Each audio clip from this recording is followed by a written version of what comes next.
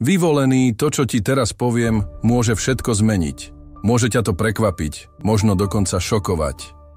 Ale ak počúvaš túto správu, nie je to náhoda. Boh ťa sem priviedol, pretože existuje mocné a nečakané varovanie, ktoré potrebuješ počuť práve teraz. Boh hovorí, prestaň hneď teraz. Čokoľvek robíš a čo blokuje tvoj duchovný život, okamžite s tým skončí. Toto nie je len obyčajné varovanie, je to božský signál. Niečo bráni Božím požehnaniam, aby sa k tebe dostali. Si uprostred veľkej transformácie, ale skôr než budeš môcť prijať všetko, na čo si čakal, niečo musíš zanechať za sebou. A už niet času na zvyš. Zmena sa už deje a vesmír čaká na tvoj postoj. Ak cítiš, že prežívaš obdobie nepokoja, ak čelíš nevysvetliteľným ťažkostiam, vec, že to nie je náhoda. Vyvolení prechádzajú skúškami pred veľkou zmenou. Tieto skúšky neprichádzajú, aby ťa zničili, ale aby otestovali tvoju vieru a posilnili tvoju dušu.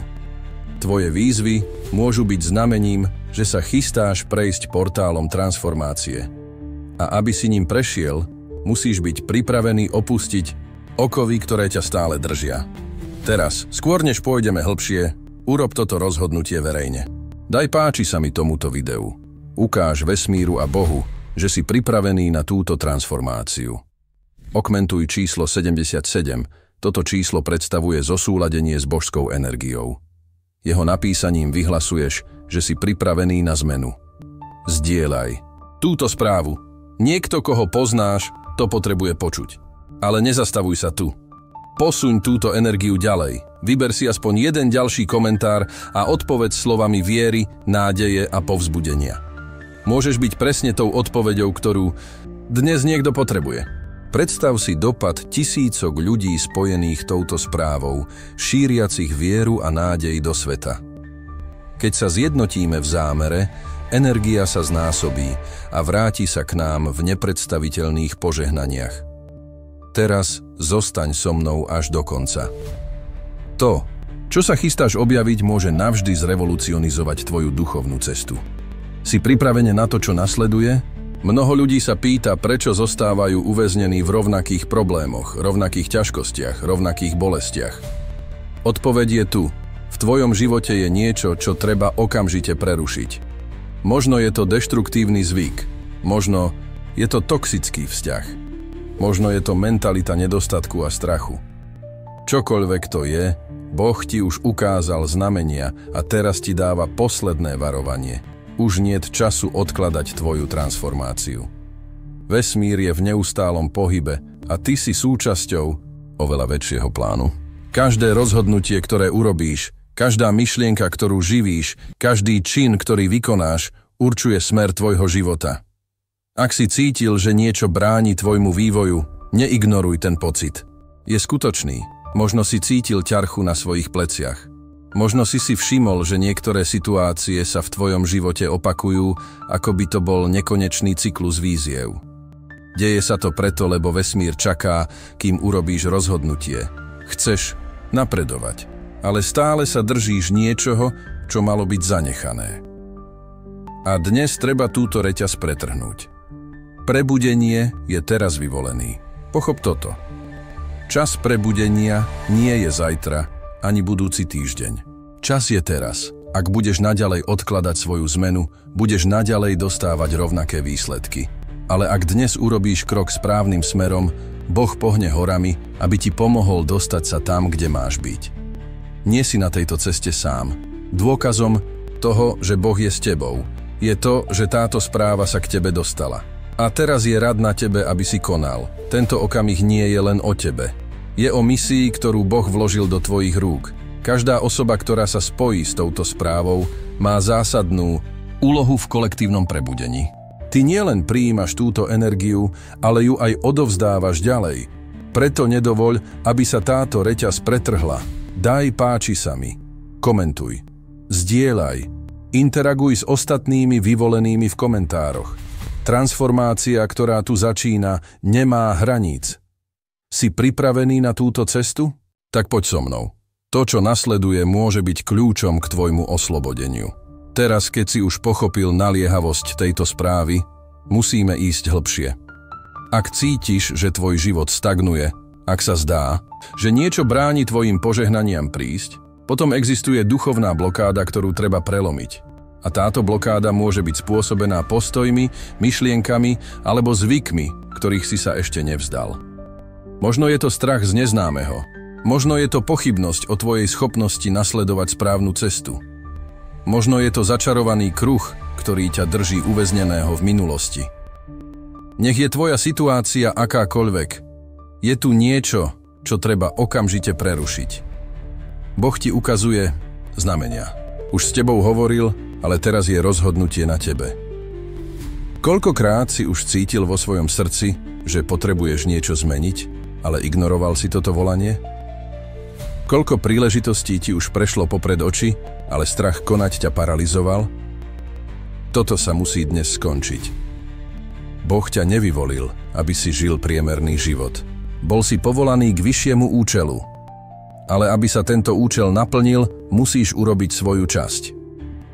Blokáda, ktorá ti bráni napredovať, mnoho ľudí žije uväznených v cykloch bolesti a utrpenia, pretože sa nedokážu odpútať od minulosti.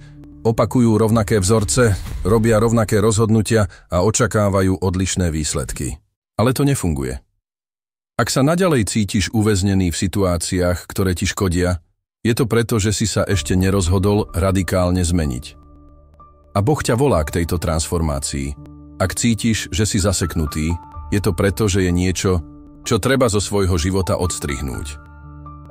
Môže to byť sebadeštruktívne správanie, negatívna mentalita, alebo dokonca ľudia, ktorí ťa vzdialujú od tvojho účelu. Nemôžeš to naďalej ignorovať. Ak tvoj život nenapreduje, je to preto, že ťa stále držia putá na rovnakom mieste. A dnes ti Boh hovorí, uvoľni tieto reťaze. Osloboď sa od toho, čo ťa väzní, pretože kým budeš naďalej nosiť tieto bremená, tvoje požehnania nebudú môcť prísť.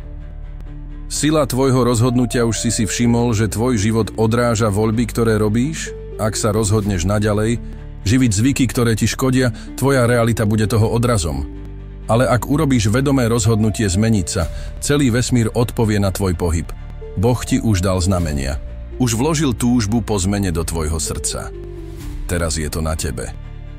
Transformácia sa nedeje zvonka dovnútra. Začína sa v tebe. Ak si želáš iný život, začni konať inak. Pretože každá myšlienka, každé slovo a každý postoj, ktorý máš, vytvára tvoju realitu. Čo si dnes vyberieš? Zostaneš uväznený v rovnakých cykloch, alebo urobíš krok viery smerom k životu, ktorý má Boh pre teba? Voľba je tvoja. Ale pamätaj, čas plynie. A tí, ktorí ignorujú toto volanie, nakoniec žijú život ďaleko pod úrovňou toho, čo mohli mať. Teraz, keď chápeš dôležitosť tohto rozhodnutia, prejdime k poslednej časti. Pretože to, čo nasleduje, môže byť posledným impulzom, ktorý potrebuješ, aby si konal.